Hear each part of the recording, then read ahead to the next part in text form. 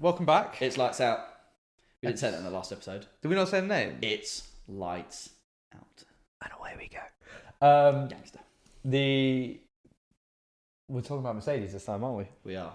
Yeah. The previous episode we did on car liveries, bit of Drive to Survive, and a bit of silly stuff at the end. There was a question at the end. This episode, Mercedes. 2022, and anything else that comes to mind. Basically. I think everything Mercedes. I did want to talk not just 2022. Okay, well you can talk everything before I knew about F1. You can go into depth. Well, I think a lot of fans came in at 2017, 2018 from then. Yeah. A lot of new fans in like 2021 and stuff. So a lot of people know Mercedes as being this like tycoon and being like the best team on the grid, but I don't think a lot of people actually know how they became so dominant. So they came back into F1 in 2013, 2012. 2010. Even earlier. 2010. Yeah. So I thought they were only there for a couple of years before Lewis took his contract. Well, Lewis took his contract in 2013, so 2010, 11 and 12. Yeah, I guess so, yeah. Was before. So 2009, you had that fairy tale season with Brawn, which was like a team bought for £1 by Ross Brawn. Mm-hmm. Then, in its first ever season, won the World Championship with Jenson Button and the Constructors, which was unbelievable. But the team didn't have enough money. So in 2010, Mercedes bought them over, sort of thinking that they were buying a title-winning car. But because in 2009, that team had no money, they had the best concept at the start of the season because it was a big rule change, but they couldn't develop the car. So they won like 7 out of the first 8 races with Jenson Button, and then couldn't develop the car. And then Jenson Button won the World Championship in like 5th place. Like he wasn't winning races near the end of the season, but he built such a big point gap at the beginning that he was able to win. Dominant. So Mercedes bought the team in 2010 expecting big things, and big things did not happen. They had a rubbish car because their car hadn't been developed all season. Do you know who those 2 drivers were in the first season? Yes. Do you know who they were? Absolutely. No? I bet, was Rosberg in there? Yep. And at the time, only 7-time world champion. Schumacher. Yeah. I did know that actually. I don't know why I didn't think of that, but yes. Yeah, okay. So that was a big thing. So like Michael Schumacher he'd obviously left at the end of 2006. Mm-hmm. He was supposed to come back in 2009 and 2008, but he didn't really come back. 2009, not 2008, sorry. And then 2010, he suddenly said he was coming back with Mercedes. It was like 2 German drivers driving for a German team. It was big expectations, big expectations. And the car was terrible. Right. And it was terrible in 2010. It was terrible in 2011. What were they struggling with? What was the thing that made the car everything? So aero, engine was, chassis. So there was an engine freeze. So engine was fine. Okay. Its aero and chassis was awful. They didn't know how to build a car that could not switch on and burn its tires out. Okay. And 2013 was the first season they got it right, which was Lewis Hamilton's first season. And then so what's that whole thing about? They didn't develop the car for however many seasons, or a couple of seasons or something like that, and they weren't progressing the car that they were in, but what they did was they just worked on the like 2014 2015 season car, and then that season just came out and it absolutely was like a game changer. Is that correct? Yes. Yeah. So yeah, pretty much. So in 2014 the Mercedes power unit was like the best, and that was the first time they went to the V6 turbo hybrid era. Mm-hmm. That sort of started back in 2010 when at first F1 announced they were going to 4-cylinder engines. So it was going to go down from V8s to V4s, not turbo hybrids. A V4? Is it a V4? No, it's not a V, sorry. It's just a 4-cylinder. 4-cylinder. Yeah. So they sort of planned... So Mercedes started to build stuff for that. And then in 2011, the FIA said, no, we're actually going to go to V6 turbo hybrids. Why did they change so quick? That's such a random thing to... Because they were trying to be more carbon neutral, and F1 is supposed to push technology in the right way. So the reason why all the cars, all like hybrid technologies improve so much, battery techs improve so much in the real world, disregarding what Tesla's done and everything. F1 is a big reason for all that technology being developed. It's massive. Yeah.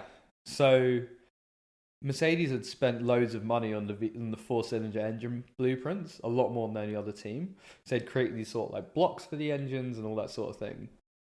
And then when they found out that they were actually going to a V6, Andy Cowell, he was like the chief technical director at Mercedes, was just like depressed. And on that evening, he said he was having a glass of wine, really sad for himself because they put all this money into it. And then he made a promise that, so this was announced sort of like mid 2011. By December 2011, they wanted to have a working V6 turbo hybrid engine. Cut to December 2011, and I think it took 8 or 9 startups to try and get the engine running, and they got the engine running, which is unbelievable. Like to build a V6 engine and a turbo hybrid engine and get it running by December in like a 6-month period is just a ridiculous amount of development. And the reason they were able to do this, so there's a lot of different factors, which is why Mercedes became so dominant. The reason they were able to do this was when they bought over, they knew they were going to be buying over Braun. So Braun were winning in 2009. They had this thing called a KERS system, which was like a battery boost, which I don't know if you know, it's like a push to pass basically. Yep. And Mercedes wanted to develop that all in-house. So they have a place called Brixworth where they developed the battery pack all in-house, which then meant that when the V6 turbo hybrid was announced, they then had all the technology available to them and all the facilities all in-house, where other teams had to outsource a lot of the stuff or build new facilities. They already had a lot of that technology there. So that really helped. A lot of other teams did that. So where's this funding come from then? So Mercedes pocket. Just Mercedes pocket. Yeah. Well, they're a big company, but there's no cost cap, so yeah, all the money got spent. Why not go mad? So, and that was also another thing actually to speak. At first, they were just wanting to try and just spend as little as they could, and in 2010 and 2011, they tried to spend as little as they could, and then the car was awful. Yeah. And they realised that they're going to have to spend a lot of money. So that is actually, so they actually had to. That was a big change in their like board's decision. And bringing in Toto Wolff and stuff was like, we're putting everything into this F1 project. Yeah. So then they get the engine working in Christmas. And then Mercedes did something incredibly smart. Like one of the smartest things I think I've ever heard. And it's going to sound really obvious. Like really obvious. Right. And you will be like, why wouldn't every team do this? But they're one of the first teams to do it. So they decided to work on 3 different engines.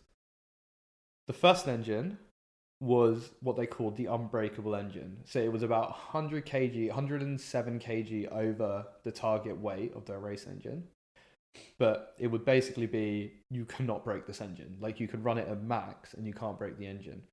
And the reason why they did that was so that they could basically, they're going to use that to develop performance. So they're going to run it at the max they can run it, and they want to see what can get them more and more performance at max thing without the engine just breaking down. And there's a really funny story of Ross Brawn coming in, and he saw this like massive 250 kg like monster of a car on an engine, sorry, and he was like, "How is that getting in the back of the car?" And then surely it didn't fit in the car. No, it didn't fit in the car at all. Can you imagine? And then Andy Cowell said, "That's what we're working on next." Right. Okay. But that was just Ross Brawn was like freaked out by it. Yeah. And but that was always the plan, for it to be like this massive one, yeah. Yeah, just huge. So then that's the first engine they were developing. At the same time, they were also developing a second engine, which was extremely fragile. So it was how much can we cut this engine down to the point of it's almost about to break, and then what? So the minimum amount of materials and stuff like that with the maximum potential. Yeah. For speed and and they basically would just stress test it and break it and just break it and break it and break it over and over again. So they would work on reliability of the engine. So that would mean that while they're working on reliability, them working on the total output, they're not affecting each other in any way, which you would think is kind of obvious, but not teams didn't do this back in the day. Right. And then the third engine they had was an amalgamation of both, which was like the best power they can get for the best reliability, and that was what became known as their race engine. So they blended the two together. That's absolutely mental. Yeah, but no, but you say that that's obvious. I don't see that. I don't feel like that's an obvious thing to do.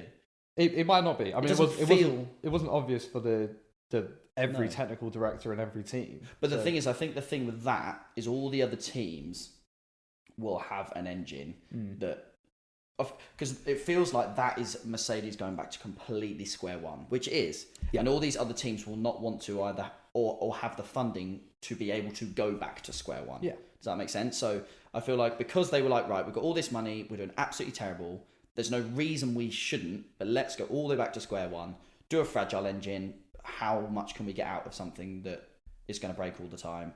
A massive engine that is never going to break. Blend the two together, and it will come. Surely, it will come out with something just incredible, which it did. Which it did.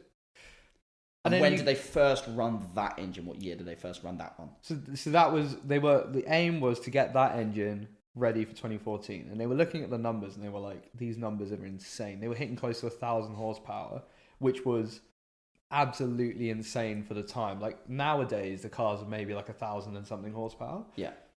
So this is like the first ever hybrid engines, and they're almost hitting 1,000 horsepower, and they were like, this is insane. So then their goal was to win the World Championship.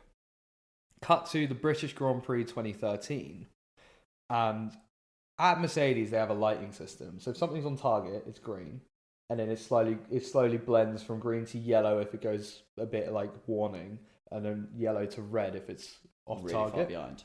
Okay. Andy Cowell said he's never seen something in development that's been such a dark shade of red.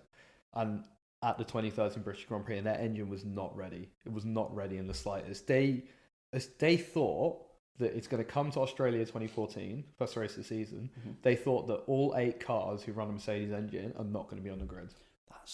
That would scare the living daylights out of me. Like the stress would be so high. They genuinely thought that those cars won't be able to run. They'd have to just do an outlap, come into the pits. They wouldn't be able to run the engine. Oh my God. Which is insane to think. Yeah. So they brought it first race of the season when absolutely dreading it, I bet. Yeah. So why did it end up running so well? So that's what. So it was all. Do you reckon it was a bit of luck, really? Well, what they did was they ceased production of everything that was non-essential. Okay. And that's at the engine manufacturer area. And they did an extra 10 hours a week. Every single worker did 10 hours a week extra. And the whole team structure was just like, we have to get this engine working. So what they would do is they would just test the car. They'd worked on reliability. They'd worked on they'd made this race engine. And what they did was, instead of just trying to save money, they took off all the safety features. Every single safety feature of the engine was taken out. And they ran it like they'd run it in a race. And if it broke, they just had to build it and refix it and just pay whatever money it cost. So they spent money on this car. Yeah. And what the chief technical director said was, they were able to test everything, but they weren't able to test everything enough. Okay. So they came to Australia knowing that, not having any idea if the engine was going to work, because they tested it with the gearbox, and the gearbox couldn't handle the amount of power. So then they had to redesign the whole gearbox. Well, go to the FIA, because gearbox is standard, be like, our engine's so powerful, the gearbox can't take this. Get the FIA to sign off on a redesign of the gearbox, and then build it. And they didn't get enough time to test to see if the gearbox would even be able to handle the engine. What, and it just got lucky? Well, not lucky. Sort of. Lucky. I mean, they put the work in, but they sort of did just get kind of lucky. Yeah. And they get into that first race of the season. Lewis Hamilton's engine breaks. First race of the season. After he literally pulls off the grid, and it's underpowered. Right. But Rosberg wins by 30 seconds. Jeez. 30 seconds, which was ridiculous. Considering they didn't even think it was going to work. Yeah. And the other engine went kaput. Yeah. Yeah. And throughout the season, they made, I think there was 2 steps that they've said that they've never ever made such a step with an F1 car before. And both those steps were to improve reliability and make the engine run faster. Yeah. So that's the engine side of it. And a lot of people think that the engine was the main reason for Mercedes' success in those early years, because they're kind of like, oh, Red Bull had the best chassis, but Mercedes had an unreal engine. So that's not the case? No, and that's what I don't think I've ever spoken to someone who's ever said that not being the case. Right. But that's actually not the case. So you've just dropped knowledge. Boom. Of the engine being insane. So now you're about to drop some more knowledge. Boom. Sorry, I had to say boom at the end. Okay, so chassis and aero is another thing that you think gets looked over. Yeah, on purpose. And I'll tell you why it gets looked over on purpose. So in 2013, Mercedes finally figured out a way to get the tyres to work and not completely burn them out.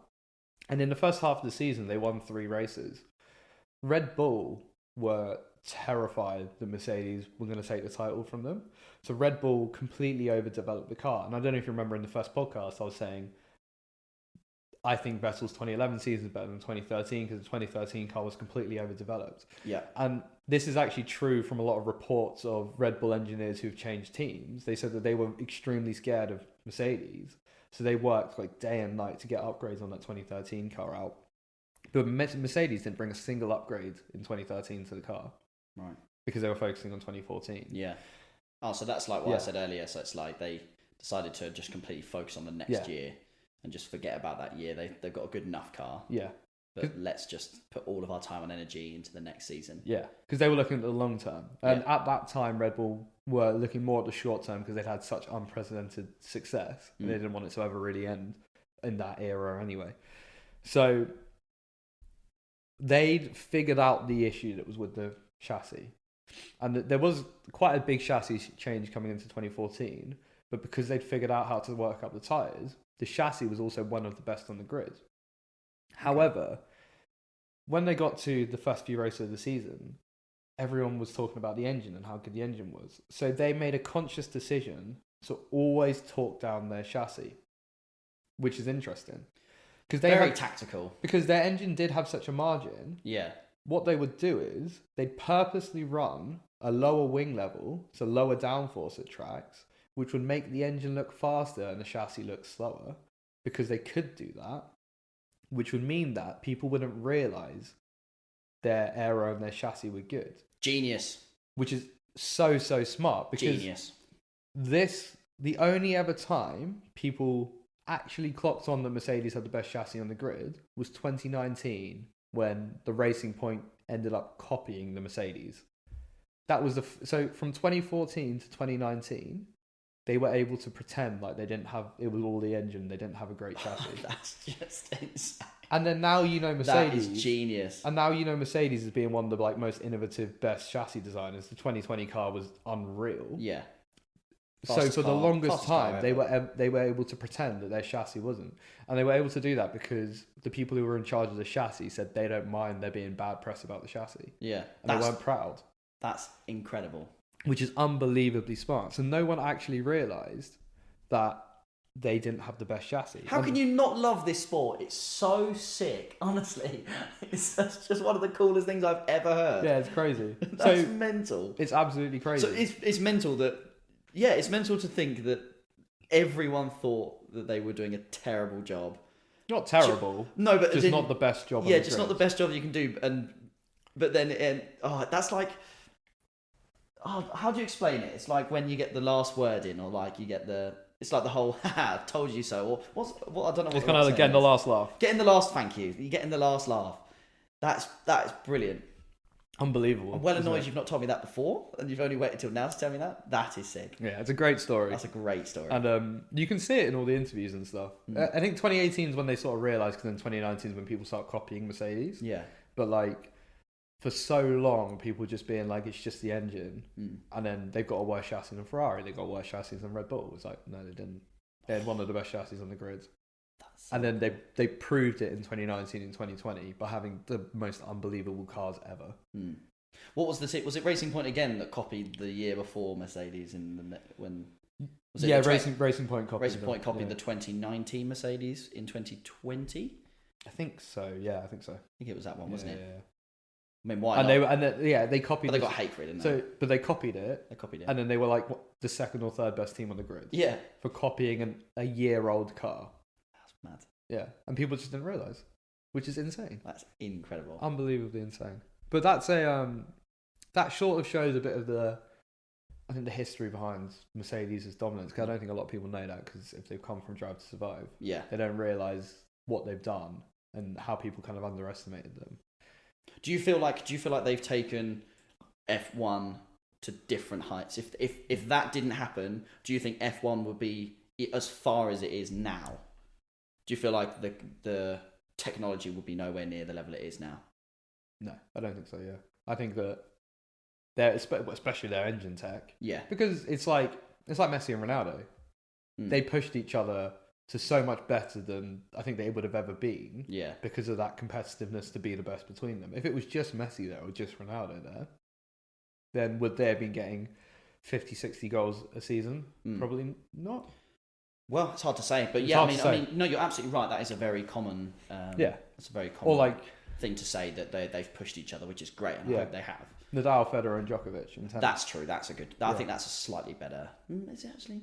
Anyway, probably you're the right. Same, yeah. You have to be pushed. There has to be something to. Max and Lewis pushed each other.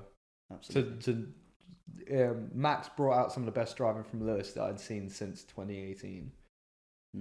Yeah, because you have to step up your game. So they definitely did. They definitely did improve the tech that much further. Innovative. So 2022. We'll go on to 2022. Hard season for a Mercedes fan. So yes, but I keep hearing this whole thing about best of the rest. Would you say that's an accurate? Not at every track over the whole season. Yes. Okay. I've got interesting question for you. Go on. So Ferrari were 0.05% quicker over one lap than Red Bull in qualifying. Qualifying, yeah. And Williams were 2.5% slower than Ferrari over one lap. Over one lap. Yeah. What's the percentage you think Mercedes was over one lap compared to Ferrari and Red Bull over the whole season? Tell me what the Williams one was again. 2.5%. 2.5%. Yeah. I reckon.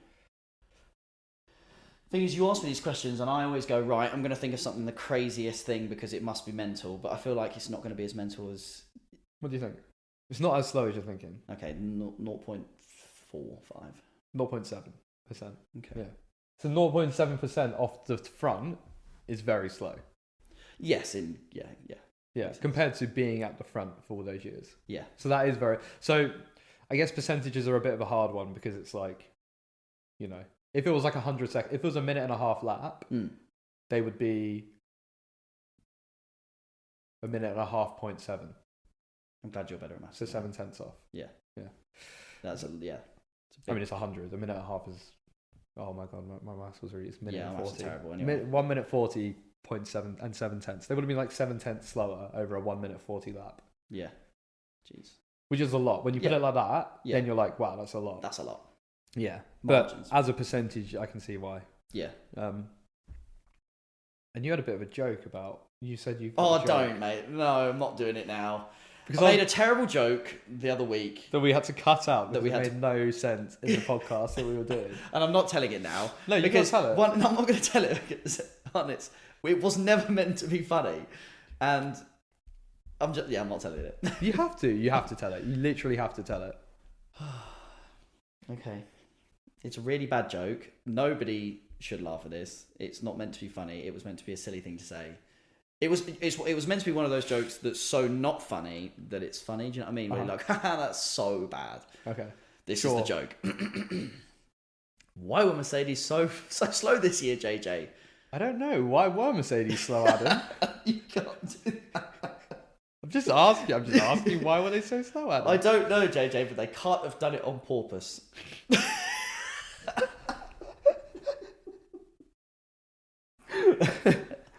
Oh, it's so bad. Oh no, Coffin. It's terrible. My God. It was. I don't know where I heard it. I heard it somewhere. I can't remember where I heard it, but I thought I would mention it. It's the best joke ever. It's the worst joke ever, but it's the best joke ever now. Now that we've said it, it's now the best joke ever. Yeah. No, they can't have done it on purpose. It's just so... It makes a little bit of sense. It does make sense, yeah. But it's just a really bad joke. They were porpoising. Because they were porpoising. Yeah. Okay, well, let's move on to that.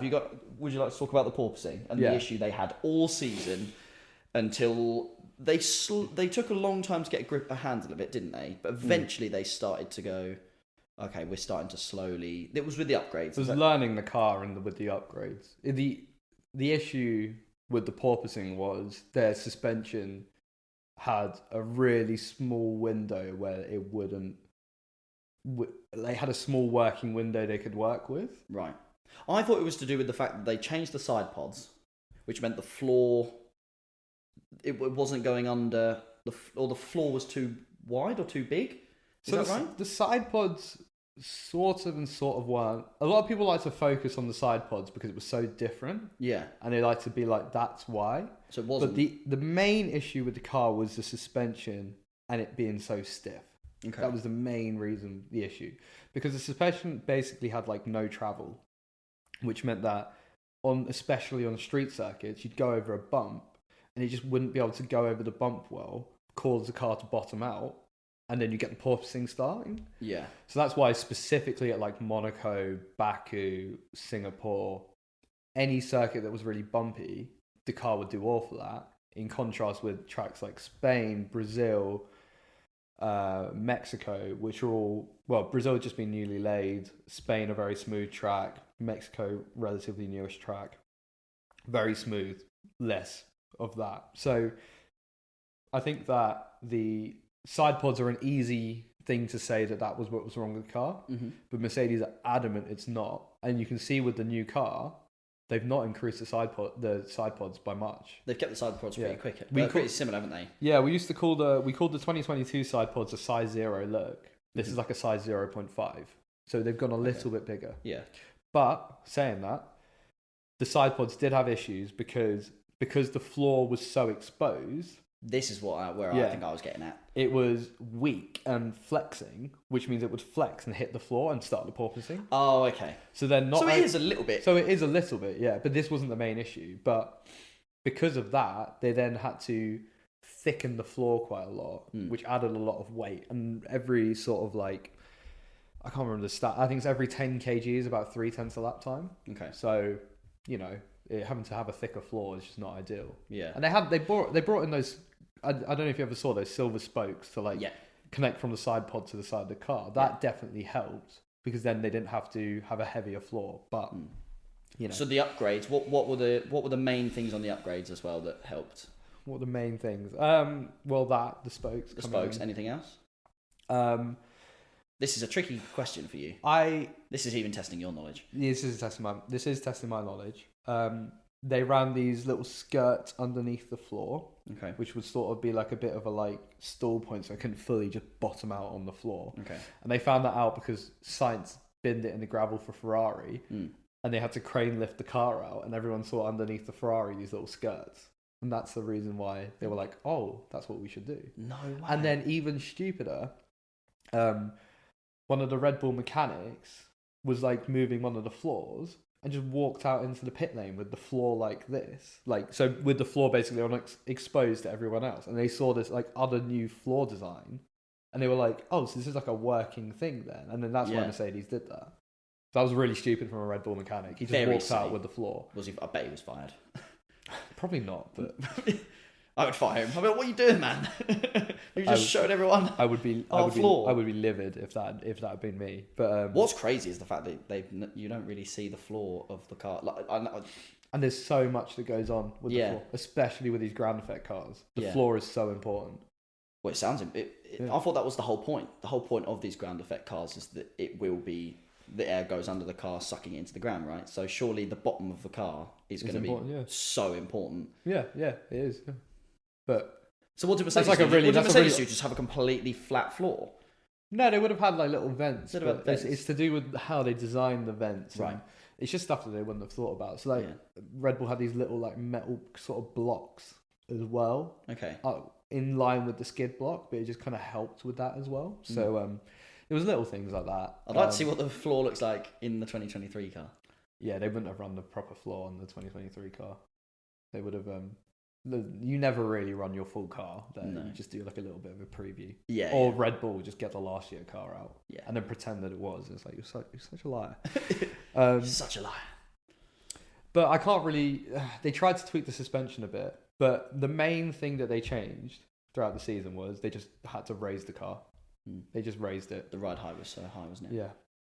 And they had to raise the ride height, which causes more drag, all those sort of things. And then you would just lose downforce from raising it, which then meant that they had to run larger rear wings at every track. And that is why the Mercedes was so slow in the straight line. It was so slow in the straight line. So draggy. Because they had to run a bigger rear wing than other teams. And they had to run at a higher ride height than other teams. Which just made it like, I think they were saying that they were losing up to like 8, 9 tenths a lap on tracks like USA. Do you remember? What about in Spa? I have no idea.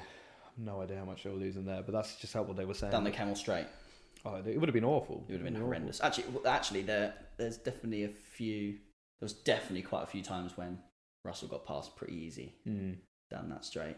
Yeah, especially if a Red Bull was going past them. Yeah, Red Bull flew. They flew because they have like no drag on that. But then actually, well, no, because they Lewis as he was going around the corner at it was on the first lap, wasn't it, of Spa? On the first laps after the Camel Straight. Oh, he hit, turned he right into Alonso and then literally went up and smacked. Man, how much would that have hurt? That would have hurt so bad. Because they're like, for people who don't know, like, so an F1 car, you're sitting with your feet up, like, up above your, like, probably in line with your shoulders, and your butt's like pretty much touching the floor. You're probably a good 3 or 4 inches, maybe. Some people's seats are actually attached to the floor of the car, especially George Russell, because he's tall. He'll be like that. Lewis is a bit shorter, so he's probably got a bit of a cushion. But you hit the ground like that, that's going to hurt. Because he probably flew up in the air a good 4 or 5 feet, maybe more actually. Probably about 4, 5, 6 feet. Yeah. And he and then just hit the ground so hard, and then he retired the car, didn't he? Whether that was just because he was in pain or the car was damaged. The car damaged and then caught fire, didn't it? Did you catch? Oh, I didn't see. It caught fire, yeah. So it was like damaged car, but really damaged. It was Lewis's fault. He turned into Alonso. Absolutely, and Alonso was fuming. Do you hear what he said? Yeah, he's a bitter old man. Alonso. Yeah. He was like, oh, he's only a driver who can drive at the front. Yeah, and it's funny. Lewis has more wins from not pole position than Alonso has wins from pole. I think there was like 2 or 3 times this season. No, I think it was like 2 times this season where Lewis started at like P18 and P19, ended up like P5, P4, P5. Well, he started late in like mid-ish, like 7th or 8th in Hungary, and then came 2nd. Yeah. So he can definitely get himself through the pack with. Alonso's just bitter. Yeah, classic. But so yeah, that was kind of what was wrong with the car. Do you want to know some? I don't know how much you know about what was wrong with the. Do you have anything? What wrong with the car? Yeah. Other than the stuff that we've spoken about, not overly. No. The porpoising, the side pods making the floor having its issue. Yeah. Obviously, now you've told me about the suspension. Other than that, no, I'm sure there's something else you've got. One more thing. And, Can I guess? Okay, try and guess. Okay. I don't think you will get this. You don't think I'll get this? Shall I give you a hint? Yes, go for it. It's the reason that Mercedes were always really slow when, like, on the laps after the pit, like the out laps after pitting and stuff. Yeah. It's the reason why they were really slow, and the reason why they were really slow after laps after the safety car and stuff. Must have been something to do with the heat of the tyres then. Yep. But there must be a reason why. Do you know how tyres are heated up? The main way, look, there's 2 ways, obviously, tyres are heated up. I feel like, So the first way you can heat the tyres up are through turning the car, the friction on the tyre. I felt like that was a too obvious thing for me to say. But obviously, but they heat up with the tyre, what's it called, blanket things, but they can only do that to a certain degree. Yeah, only to 70 degrees. 70 degrees. And then obviously with the... Yeah, so with turning the car, that heats turning it up. the car, of course. That's why they do it. And then, okay, there's technically 3 ways. You can heat the rear tyres up by accelerating quickly, spinning the wheels. Yeah. So that's 3. So that's 2. That's 2 things. Well, the tyre blankets, on track. On track, okay, on track. And then, what's a way that you could heat up the front 2 tyres of the car that's not accelerating and it's not turning? Heavy braking? Yeah, brakes. Because you have the brakes are built into the tyres, so the heat from the brakes heats up the tyres. Makes sense. So, out of those 3 things, what do you think Mercedes had an issue with? If it was acceleration, it would be driving the brakes then, maybe, or heat from. Yeah, is that right? Yeah. So they had a thing that was called brake separation issues. Okay. So what this is their brakes would heat up at different temperatures. What? Yeah. It's to do with... That makes no sense because you're going to put the same pressure. Surely it's going to be the same pressure on all the discs. It was to do with something to do... I can't exactly fully remember why, but basically on outlaps and stuff, the brakes would just warm up at different rates, but then it would be the same thing. I think it was to do with the suspension or something. There was some airflow or something that was causing that. Yeah. And I don't know. I should probably look it up after, but the brakes would warm up at different temperatures, which would mean that you would easily lock up one or the other tire, which meant outlaps you couldn't really push it, because if you pushed it, one side would be able to cope with it, the other side couldn't cope with it, and you would lock up one of the tires. Well, what about if neither could cope with it? Well, then you just lock up both sides. Locking up, So, I mean, I didn't notice this season being a season full of Mercedes lockups. No, because the drivers are good enough not to lock it up. But if you ever noticed, Mercedes really struggled with tyre turn on, because part of turning on the tyres is getting the brakes up to temperature. Yeah. And they couldn't get the brakes up to temperature at the same rate. And that was causing issues. So that's why they were slow on outlaps. Knowledge drop. Boom. Yeah. But I thought that was also quite interesting. This has been the most informative episode we've done so far. Well, I'm a big Mercedes fan, so I've got a lot to talk about. Can anyone tell? Yeah. No, it's great. I love it. So, okay, so you'd say those are the main issues. The biggest issues with the car. They were the biggest issues with the car. Yeah. And how do you... okay, let's go from the car to drivers. How did you feel the performances were? Well, I think George did really well. Really well. Considering he got, I think it was 19 out of the 22 races, he was top 5. Yeah, that's really, really That's incredible. The consistency there is a joke. Yeah, Mr. Consistency. Mr. Consistency. Yeah. No, George Russell definitely. Fantastic. Smashed it. Yeah, great season. Yeah. Lewis played the team game really well, because he ran the weird setups. He ran basically he ran the weird setups. He was like, I'm going to pretty much sell his first half of the season to develop the car, which is something that like the great drivers like Kimi Räikkönen was good at doing that. Michael Schumacher especially in like 1996 to about 1998, 99, he would run weird setups just to get Ferrari more information. And then they built an unbelievable car. It's just something that the great drivers have to do. But the thing is, I feel like that's not something that Lewis would have been overly bothered about, because he'd have gone, look, we know that we're slower, and we know that we're not going to win the championship. We may as well take this time out to learn. Well, he wants to be at the front. Yeah. But you know, a driver who is... He's not famously known for being very bad at this, but mechanics have come out and said that he was the most difficult person they've worked with. Try and guess. You keep giving me things to guess, and I don't know. Is it an older driver or a driver now? Older driver. Don't know. Tell me. I don't know the older drivers as much. Okay. So he's still on the grid. We're still on the grid. Yeah, he's old of age. I bet it's Alonso. Yeah. So Alonso is very, very famously not a team player. Do you want to know a good story about it? So I feel like I'm hating on Alonso a lot here. He's a great, great driver. One of the most naturally talented drivers I think I've ever seen. I'd actually probably say Kimi's a little bit more naturally talented, but Alonso has had a better longevity. Yeah. Alonso at McLaren, Jenson Button said this in an interview. He said that because they were driving an awful McLaren Honda, if Button was beating Alonso in the race, going faster than him, Alonso would retire the car, saying there's something wrong with it. The team would be like, no, there's nothing wrong. Why are you retiring? Don't retire the car. Yeah. He'd be like, no, something wrong with it. And he'd just pull off to the side and retire the car. Yeah. How crazy is that? That's the definition of throwing your toys out the pram. Yeah. Like, that's so bad. Yeah. And people are like, how come when Alonso always joins a team they never seem to do well? It's because he just doesn't work with the team to develop the car well. He's a phenomenal driver, and he did it a bit more in his early career, but just selfish. He just became a bit selfish. Yeah. Doesn't sound a bit. It sounds a lot. Yeah. He used to make at Ferrari. He used to make Massa run different setups to him. And he said he had to make Massa run a different setup to him, so Massa would basically do the testing but they would never run the same setup. But was he not the first driver? Was he not number one driver at that point? He was number one driver. So- But it's very different to the Schumachers, the Alonsos. Yeah. Not Alonso, sorry. Hamilton. The Hamiltons, The Raikkonens. I actually don't know about Vettel. I assume Vettel's a nice guy, so I assume he would do it. But do you feel like he'd have done it back in the time when he was winning championship after championship after championship? Well, they didn't need to because they already had the fastest car at that point. Yeah. You only need to do it when you have a slow car. But do you reckon he would have? If they weren't winning it, do you reckon he would have done it? Yes, Vettel was a lot more driven back in the day, and he would have wanted to be at the front. And he probably did do that in 2009 when the car first launched, because 2009 was a new rule change. Yeah. In 10, 11, 12, 13, they won. So he probably did do that in 2009. Yeah. But I don't know, though. Nice guy. Yeah. Nice guy. So He's a very nice guy. I'm sure he wouldn't mind doing that for the sake of the and team. Alonso is a phenomenal driver. Don't get me wrong. He's just not a team player.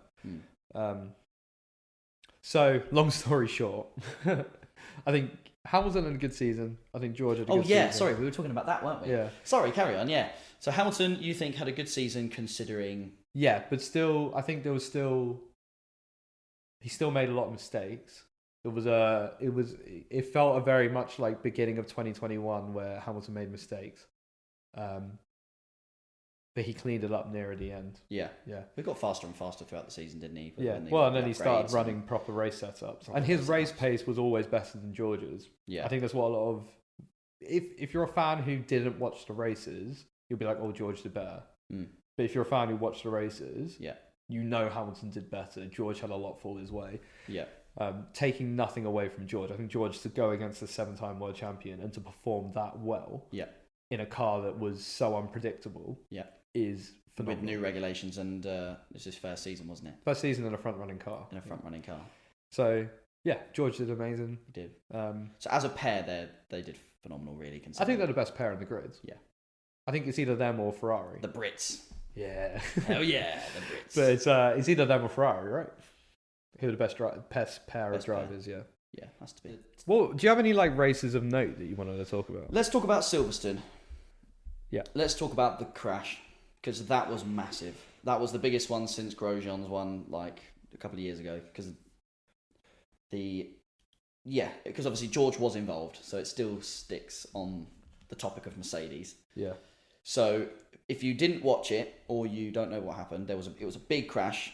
It was the Alfa Romeo. It was Guan Yu that ended up getting flipped on his head, sliding probably 200 meters down the main straight, and hitting the gravel, kicking up. The car got caught, kicked up, and slammed into the catchment fence. Yeah, into the catchment fence, which obviously stops. Did its anything job. Going into the crowd, basically. Well, the whole car going into the crowd. I'm sure stones and stuff got kicked up. Definitely. So basically what happened was we had... Let me find out what the positions were. So it was Guan Yu was in 9th, George was in 10th, and Gasly was in 11th. The race started, and Gasly tried to put his car in between Guan Yu and George. Yeah. Okay? So then the front right of Gasly's car... hit the back left of George's car, which made George's car veer into the side of Guan Yu's car, and then that's when it flipped on its head. Yeah. So, obviously, George was out of the race. Yeah. It was his fault. It was his fault, because he turned in. Yeah. And he tried to block off. So, yeah, because the damage on his car was extraordinary as well. Yeah, I think Silverstone's a great one to bring up, because I think that up to that point, George has been top 5 every single race. Race. And I think that if you looked on social media, everyone loved George. And then you had that Silverstone issue crash. Yep. Then, I don't know if you remember, George had a couple other crashes where he was like, this guy just turned into me. I can't remember what the races were. He did the one in Austria. Yeah. It was the one in Austria. Was it, yeah? Oh my gosh, I do have it here, but I think it was in Austria. But yeah, it was one of I can't remember who it was. I think it was Perez, actually. It's probably it was exactly the same as Hamilton had done. It's the same Hamilton did with Verstappen. Oh, with Albon. Yeah, in Austria. Austria. Sorry, it was the same thing. And he turned in, didn't he? You can see him go like that and turn the steering wheel. And then the funny thing is when he on the thing goes, oh, I don't know what he's doing. It's like, it was very, very clearly your fault. Yeah. And I think that George went from one of the most liked drivers on the grid to, by the end of the season, probably one of the most disliked drivers on the grid. I genuinely think that. He had another one as well. He had another one. Yeah. He got a puncture. What did he do? He turned in on someone. He got a puncture. Yeah, he did something again and then blamed the other guy again. Yeah. I think George will learn, hopefully, next season. But I think that it was interesting to see him go from everyone raving about him to everyone being happy when something bad happened to him. Yeah. I thought that was just quite interesting. No, absolutely. Yeah. The crash was bad. Yeah. The crash was bad. And apparently the halo obviously saved him, but there's supposed to be behind the driver's head, there's supposed to be a roll. It's like a roll loop. A roll loop, and that failed. Well, it didn't fail apparently. It was actually the carbon fibre that it was connected to. Oh, is that what failed? Is what came off. That's what failed. Oh. So there's obviously glue. There's an adhesive. Yeah. Between, because they don't want to add bolts and stuff. There's an adhesive that sticks the roll loop to the carbon fibre, and the carbon fibre underneath the roll loop came off. Oh. So it wasn't actually, the actual roll loop didn't fail. I didn't know that. It was Oh, I thought the roll loop. But the halo, thank God, did save it. Yeah. I thought the roll loop, that's really, I didn't know that. Yeah. I thought the roll loop had just failed. No, the roll loop was still fine. Yeah. But it made that would have killed him. Divot, yeah. Because when they dug into the gravel, his neck would just go. Yeah, thank God for halos, mate. How many times do we say that Halo is saving people? They're genius, honestly. It's hilarious because I hated it. I absolutely hated it. When it came in 2018, I was like, this is the worst thing. All the drivers did. Everyone did. Yeah. I thought it looked so ugly. Yeah. I don't think they look like that ugly. I don't, but then I look back at the 2017 car and the 2016, like all those cars. I just prefer it. But then you also look at it and you're like, oh my life, the head is so exposed. Yeah. And you're like, how did we ever actually think that was all right? Yeah. I mean, think about it. Grosjean saved. Guan Yu saved. Hamilton saved. Leclerc saved. Alonso. Yeah, Alonso. It's so many. Just constant. So many. Yeah. I mean, thank God, man. It's unbelievable. Grosjean, and out of all of them, you're like, well, maybe not. I think Lewis would have definitely died. Yeah. Definitely. The wheel landed on his head. And it would have, basically spun and ripped his neck. Yeah. Just saying that just makes me I can't, anyway. Guan Yu would have definitely died. 100%. And Grosjean obviously would have definitely died. Died. You see that. You saw that in the barrier. You're like... To be honest, I thought he was pretty much out. When I watched that Grosjean crash live... yeah, I remember, yeah. I turned and said to my dad, we've just seen someone die. Yeah. And then... they cut away and I was like, yeah, we've just seen someone die there. Yeah, and I thought that too. I've watched a lot of racing. I've never seen someone die live. I've seen it when I've watched stuff on YouTube and stuff. I've seen it a lot in NASCAR and stuff. But I've never seen someone die. And my dad was saying that he remembers the day that Senna died. He remembers it clear as day. Wow. He was watching it live. Wow. And it was just like, it's a big crash. It wasn't that big of a crash. And then, but a big crash in a small crash in F1 is always a big crash. Yeah, but the only reason he died was because the push rod came out and went through the helmet. Yeah, which is brutal. Oh God, yeah. Just thinking about it's making me feel a bit. But because what happens is the crash happens and then it cuts to a shot of an overhead, and you see his head move like that, and you're kind of like, okay, he's probably fine, because you just wouldn't expect of all people Ayrton Senna to die because you've just had this sort of aura around him. Yeah, and then my dad was like, yeah, they just wouldn't show it again for ages. And they kind of a lot of people around it, and they just wouldn't show it. And then the race stopped. And then they carried it on again. And I think Schumacher won that race. But it was a very somber podium, and then it was announced later that he died. And I completely forgot about who it's a very famous medic who worked in F1 for years. And I want to say Bernd Mailander, but he's a safety car driver. This was the medic, and he said that he was they were trying everything they could with Senna, and he kind of just gave this deep breath out, and he said he's not religious at all, but it was 100% his soul just finally leaving his body kind of thing. It was this deep exhale, and he just kind of left and went. Oh my God, that's absolutely Crazy, isn't it? Horrendous. Yeah. But that was like... What a story. Yeah, it's great. And... Who was the most recent one? The reason why they brought the Halos in? So, what was his name? Bianchi. He was young. Jules Bianchi. I watched that race live, but they didn't show the crash live. I watched that race live. Okay. And like... What happened? Oh, it's rough. Oh, okay. You don't need to say it. Yeah, well, I mean... We'll talk about it later. Yeah, but basically there's... Well, really sad. Yeah, it was yellow flag conditions in the wet. There was a recovery vehicle on track, and he basically hit the recovery vehicle, and they didn't have. So that's why they've now introduced. He's the reason they brought the virtual safety car in, and also the halo in, because virtual safety car means you can't go fast in yellow flags. Yeah. Jules was speeding under the yellows, not speeding, but going quite fast. Lost control of the car and hit it. Right. But that's not his fault. There shouldn't be a recovery vehicle on track while drivers are on track. Of course. And they've changed all that now. Yeah, yeah. But I mean, it still happened again this season though in Japan. Was that the one where the fire vehicle? What was the one where the fire? There was a fire car that came out. Yes, yeah. So that was that one. Was that Japan this year? In Japan In Japan. Yeah, I think it was. I thought it was a recovery vehicle actually. It might be a recovery vehicle, but it just suddenly went out onto track while everything was still going on. Yeah. Like, so, wait a minute, what? Yeah, and then Pierre Gasly was like, "What just happened?" Because Pierre Gasly's one of his really close friends was Jules Bianchi. So, and then at the exact same track where that guy died, another recovery vehicle's just gone on track in the wet. Oh no, same thing. Well, we've gone off topic, but yeah, we have gone off topic, but yeah, yeah, but it's quite a depressing topic. But I mean, we can talk about the 2023 car.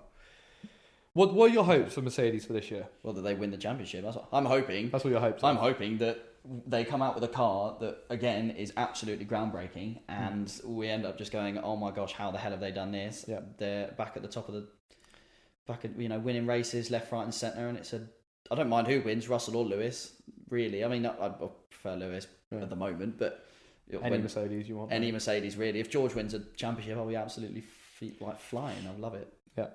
I mean, I don't think that's going to happen. I really, really, really don't think that's going to happen. Yeah. All I want them to do is just be closer to Red Bull than they were. They're aiming for about, you know how I said they're 0.7% off? They're aiming for about 0.3% off this season. So that's the aim. But, I mean, for the first few races. Because Toto Wolff said that when he made his press release, he says, we want to eventually be fighting for the championship. And he said he specifically said eventually, after a few upgrades they bring in, after about Spanish time, they expect to be fighting for the championship. That's massive. But they won't be at the gate, I don't think. No. But do you reckon they'll be faster than Ferrari? No. Do you reckon it'll be close? It'll be close. Yeah. But I think that Ferrari are going to have a better season this season. I think Red Bull are going to be fast, but then Red Bull have got less time to develop the car. Yeah. Because of the cost cap breach. So I think it's all going to come close together at the end. It could be a really good season. It's always a good season, but it could be like an extra close season. The classic every single year I tell myself that. Well, it's going to be a really close season. This season's the one. This is the one. And it only ever came true really in 2021, I guess. Where it was like a really close season. But even then, it was only close between Max and Lewis. No one else was actually anywhere near them. True. Every single race, they were like 20, 30 seconds ahead. Yeah. Yeah, it's just so, it was so dominant from both of them, wasn't it, that season? Well, at least they have the best looking car on the grid, in my opinion. Or the second best for you. Second best for me. Best for you. We spoke about this on the last one. Yeah. Second best livery. I mean, the black, you can't go wrong with all black. Yeah. Well, actually, I say that. I will never get a black car again. Oh, it's such a nightmare to clean. Well, black. That's what I'm finding really difficult, is keeping my car clean. Yeah, you can't keep... White cars are... You'd always think, white car is like... it's easier. But also, you see more dirt on a white car. But for some reason, you actually don't. Yeah. Black cars are harder than white cars to... Yeah, weirdly, yeah. It's weird. Yeah. That was very random. Yeah, we'll probably cut it. Yeah, we'll probably cut it. We'll probably cut that. Yeah, let's just cut that anyway. So, I wanted to finish the podcast on another question from Rachel. Yes, love these questions from Rachel. So she had another one. She goes... Do we need to tell them who Rachel... They probably do know who Rachel is. Yeah, so Rachel's just a random girl I know. A random girl you know. It's a random girl that JJ knows that kind of just hangs around. She's just around. She's always really just weird. She just kind of turns up and just hangs around. Yeah. She's quite a weird girl, really. No, I'm kidding. She's lovely. Yeah, she's all right. So her question is, do animals ever come onto the track? Yes. Nice. That's your question answered. Yes, they do. Yes, animals do come onto the track. But yeah, she was like, so what do animals ever come onto the track? Have they ever really been hit by someone? What happens when an animal comes onto the track? Yeah. I don't know if I've seen anyone hit an animal. Have you seen anyone hit an animal? So you won't know this driver, but Sebastian Klein, I think Sebastian Klein or something Klein. Yeah. He used to race in 2000s. He was in third place and he hit a bird and it broke his front wing and he had to pit. Oh. I feel more sorry for that bird. Oh yeah, definitely. Yeah. That bird. Yeah. He had a bad day. Yeah. Poor bird. Poor bird. Oh wow. So, but there's definitely times. I just can't think. There's definitely times when there's been animals on the track. Yeah, loads of like times. Running across. So in Austria in the 2003, I want to say. Your memory's incredible. There was a deer on the track. God. Yeah. Massive. Yeah, and so Juan Pablo Montoya gets his radio engineer goes, "There's a deer on the track," and he goes, "Oh dear." Oh, that's only worse than my joke. I know. Oh dear. Like, dear. There was once. There's at Montreal. There are groundhogs usually come onto the track. It's like groundhog, like I don't know what groundhog is. It's just a groundhog. Is it the thing? Is it the guy? What's the Lion King? It's not Pumbaa. What? He's a warthog. Sorry, he's a warthog. Is it Pumbaa? No, it's not Pumbaa. What's his name? Yeah, Pumbaa's the warthog. Pumbaa is the warthog. But he's not. Pumbaa is not a groundhog. He's a warthog. What's a groundhog then? Is it not the similar? It's like a rabbit on steroids, I think. It's a rabbit on steroids. It's a bit like it looks a little bit like. So it's a hare. Hare's it's like big. a hare. It's like a hare. Yeah. Okay. So you get that. It's not Pumbaa. It's not Pumbaa. And then you've had in India a dog was on track. Oh. Sorry. Sorry, we're just laughing because we've had to cut this like 3 times. but in India, yeah, they've had dogs. They've had just dogs, and then you have like birds. Loads of birds. There's been loads of birds and stuff. So but yeah, Rachel. So yes, there are animals, and someone has once hit one, but usually it's all right. Yeah. Yeah. I feel like there's lots of people, there's lots of things going on, there's lots of cars. Animals probably do keep generally out of the way. A good one. They do actually. In Singapore, there was a giant lizard on track. Cool. Yeah, it was cool.